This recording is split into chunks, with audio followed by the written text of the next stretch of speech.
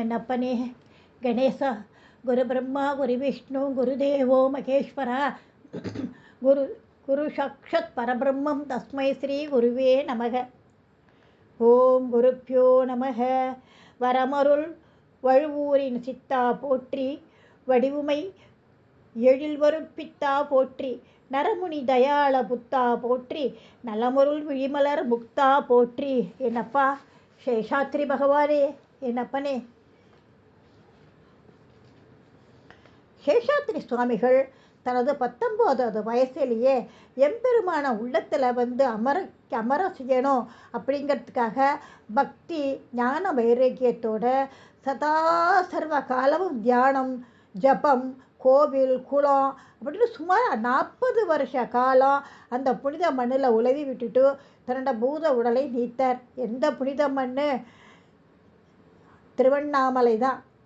அவர் மறைந்து போயிட்டாலும் அவருடைய ஆத்மா சக்தி இன்னமும் நம்மோட இருந்துட்டு தான் இருக்குது. எல்லாரோடையும் அவர் பேசுகிறார் இன்னமும். சேஷாத்ரி சுவாமிகள் அண்ணாமலையில் வாழ்ந்த போது அவர் நிகழ்த்திய அற்புதங்கள் ஒன்றல்ல இரண்டல்ல, கோடி கோடி ஏராளம். ஒரு சமயம் பக்தர்கள் சிலர் சுவாமிகளை ஃபோட்டோ பிடிக்கணும் அப்படின்னு ரொம்ப வச்சுக்கணும் ஃபோட்டோ பிடிச்சி அப்படின்னு.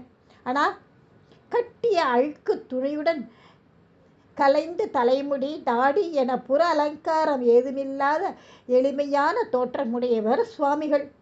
அதனால் அவரை எப்பாடுபட்டாவது குளிக்க வச்சு புது துணி உடுத்த வைக்கணும்னு அவளுடைய சில சீடர்கள் நினைச்சா. சுவாமிகள் எவ்வளவோ மருத்துவம், சீடரெல்லாம் கேட்கவே இல்லை. கடைசியில் சீடர்களின் விருப்பத்தை நிறைவேற்ற விரும்பிய சுவாமிகள் தலையில் எண்ணெய் வச்சு தேய்ச்சி குளிப்பாட்டி புது துணி போட்டுண்டு மாலை போட்டுண்டு ஃபோட்டோ எடுத்தனர். மந்திரம் சொல்லி சொல்லி கர்மாவை அழிச்சிடலாம் அப்படிங்கிறார் அவர். வாழ்க்கை போக்கையே மாற்றி விடலாம். மந்திர ஜபம் மனசு சுத்தம் பண்ணிடும்.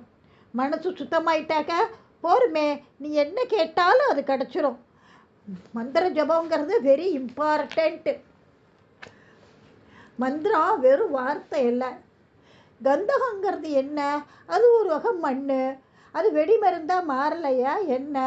அது மாதிரி சில குறிப்பிட்ட வார்த்தைகள் உள்ளுக்குள்ளே மாறுதல் நிகழ்த்தும். மந்திரம் சொல்ல சொல்ல மனசு ஒருமுகப்படும். ஒருமுகப்பட்ட மனசுக்கு நிறைய சக்தி உண்டு. சந்தேகப்படலாம். மந்திரம் சொல்லும் நமக்கு என்ன ஆயுசு விதிச்சிருக்கோ அது நமக்கு தெரியாது. ஆனால் இந்த ஆயுசிலேயே நமக்கு நல்லது கிடைக்க, மனசில் தெளிவு கிடைக்கிறதுக்கு இப்போதே மந்திரம் சொல்ல ஆரம்பிக்கணும். 1 மணி நேரத்துக்கு மேலே ஜபம் பண்ண முடியலையே சேஷாத்ரி, அந்த 1 மணி நேரமும் மனசு எங்கேயோ சுற்றுறதே, ஜபம் பண்ணித்தான் ஆவேன்னு உட்கார்ந்துடணும்.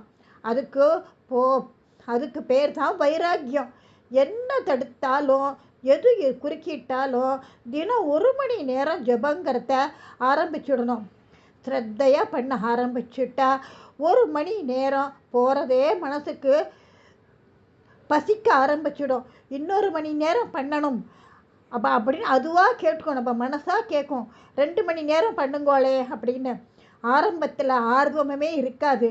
ஆனால் கஷ்டப்பட்டு ஆரம்பிச்சுட்டா ஆர்வம் அதிகமாயிடும். மகான்களை தொழுவோர் மனத்தெளிவு பெறுவோம் தொடரும்.